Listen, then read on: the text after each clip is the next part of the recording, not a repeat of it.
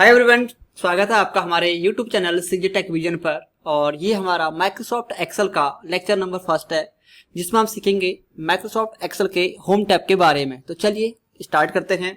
सबसे पहले आपको माइक्रोसॉफ्ट एक्सेल को ओपन करना है। अब ओपन करने के लिए आपको यहाँ पर सबसे पहले स्टार्ट मेन्यू पे आना है। यहाँ पर आपको टाइप करना है एक्सेल। जैसे आप यहाँ पर एक्सेल टाइप करेंगे, आपको यहाँ पर माइक्रोसॉफ्ट एक्सेल यहाँ दिखाई देगा। इस पर डबल क्लिक करके आप ओपन कर सकते हैं। अगर दूसरी तरीके की बात की जाए तो आपको कीबोर्ड से विंडो के साथ में आर की प्रेस करनी है। यहाँ पर सर्च ओपन हो जाएगा और यहाँ पर आपको टाइप करना है एक्सेल और आपको इंटर प्रेस करना है। इंटर प्रेस करते ही आपके सामने एक्सेल की विंडो कुछ इस तरह से दिखाई देगी।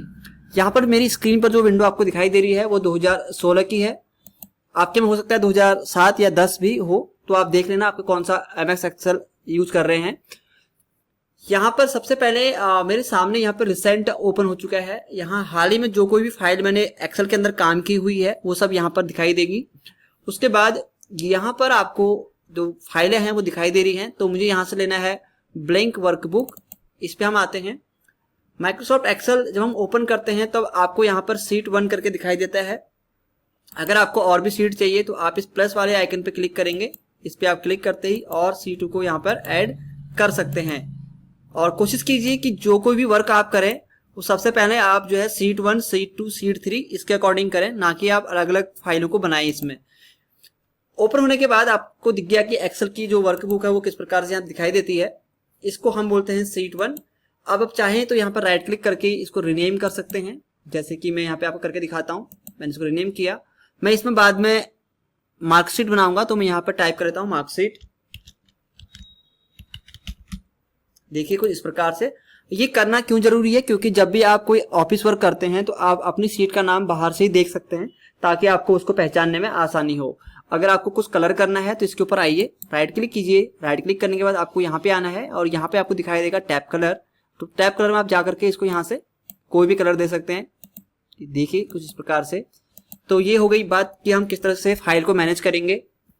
अब कुछ ऑप्शन के बारे में हम आपको बता देते हैं। यहाँ पे सबसे पहले आप यहाँ देख रहे होंगे कॉर्नर पर, यहाँ पर आपको कस्टमाइज क्विक एक्सेस टूलबार दिखाई देता है और उसी के जस्ट नीचे आपको यहाँ पर फाइल का ऑप्शन दिखाई देगा। और यहाँ पर आपको कुछ मेन्यू दिखाई देती हैं, जैसे कि होम, इंसर्ट, पे, लेआउट, फॉर्मूला, डाटा, रिव्यू और व्यू। ये इस तरह से। इसके साथ साथ यहाँ पर आपको टाइटल बार दिखाई दे रहा होगा ऊपर यहाँ पर, और ये हमारे क्लोजिंग विंडो यहाँ पर आपको दिखाई देती है। और यहीं पर आपको दिखाई देगा रिबन बार। ये जो आपको पूरा दिखाई दे रहा है यहाँ पर, ये इसको हम बोलते हैं रिबन बार। रिबन बार के अंदर आपको अलग अलग ब्लॉक दिखाई देते हैं। तो सबसे पहले होम टैब का हम सीखेंगे क्लिपबोर्ड ब्लॉक। उसके बाद जो नेक्स्ट आता है वो आता है आपका फॉन्ट ब्लॉक। और तीसरा हमारा आएगा यहाँ पर अलाइनमेंट।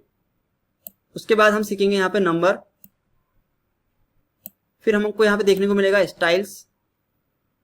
और उसके बाद आपको यहाँ पे सेल्स का ऑप्शन दिखाई देगा। और उसके बाद आपको लास्ट ऑप्शन दिखाई देता है होम टैब के अंदर, वो है एडिटिंग। इसके बाद हम जंप कर जाएंगे इंसर्ट टैब के अंदर। तो इन ऑप्शन को हमें पहले कवर करना पड़ेगा।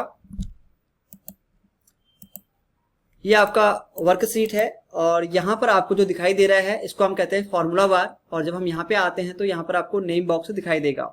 ये आपके कॉलम होते हैं, ये A column, B column, C column, D column. ये इस तरह से आपको अलग अलग कॉलम दिखाई देंगे। और ये जो आपको लाइनें दिखाई दे रही हैं कुछ इस प्रकार से हॉरिजेंटली, इसको हम बोलते हैं रो। और जो वर्टिकली होती हैं वो आपके कॉलम होते हैं इस तरह से कुछ। ठीक है। अब इन कॉलम का जो साइज है, जिसकी चौड़ाई है, इसके हाइट है, उसको आप कम ज्यादा अपने अकॉर्डिंग कर सकते हो। जैसे कि आपको यहाँ पे आना है, यहाँ प्लस का साइन हो जाएगा माउस का। अब इसको आप थोड़ा सा ड्रैग कीजिए तो देखिए इसका साइज कुछ इस तरह से हो गया है। अगर आपकी इसकी हाइट को बढ़ाने हैं तो आप इसको यहाँ से ड्रैग कीजिए कुछ इस प्रकार से। ये कुछ इस तरह से काम करेगा। तो हम इसको अभी रहने देते हैं फिलहाल के लिए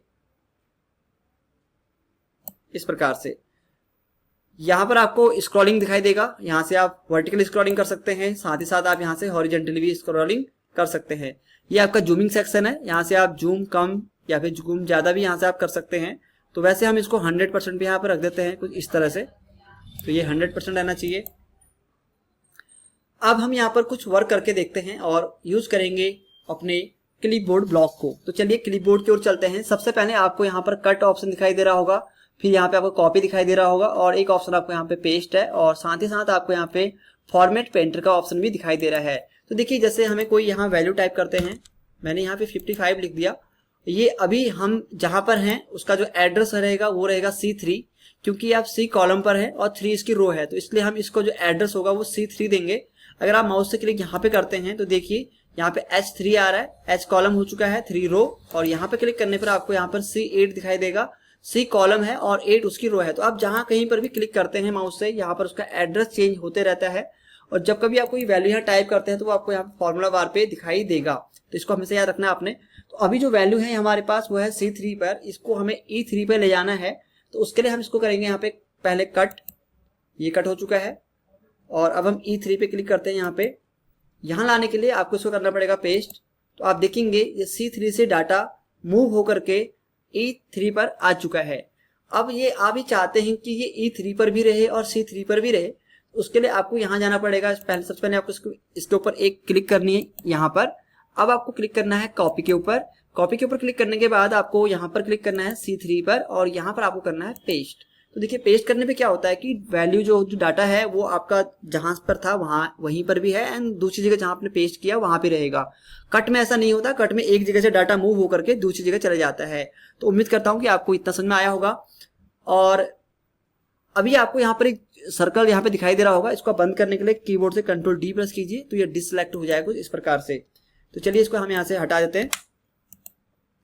अब यहाँ पर हमें कुछ बनाना है। सबसे पहले तो हम अगर हमें मार्कशीट बनानी है तो उसके लिए हमें यहाँ पर इसको इस तरह से माउस को ड्रैग करते हुए लाना है सामने की ओर।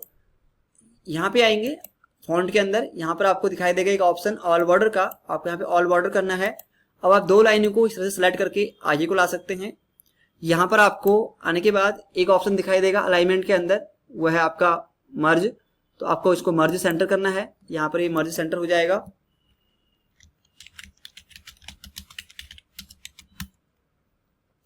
तो यहाँ पे मार्कशीट क्लास 10th यहाँ पे हमने लिख लिया। अब हम सीखेंगे फॉन्ट ब्लॉक को अच्छी तरह से।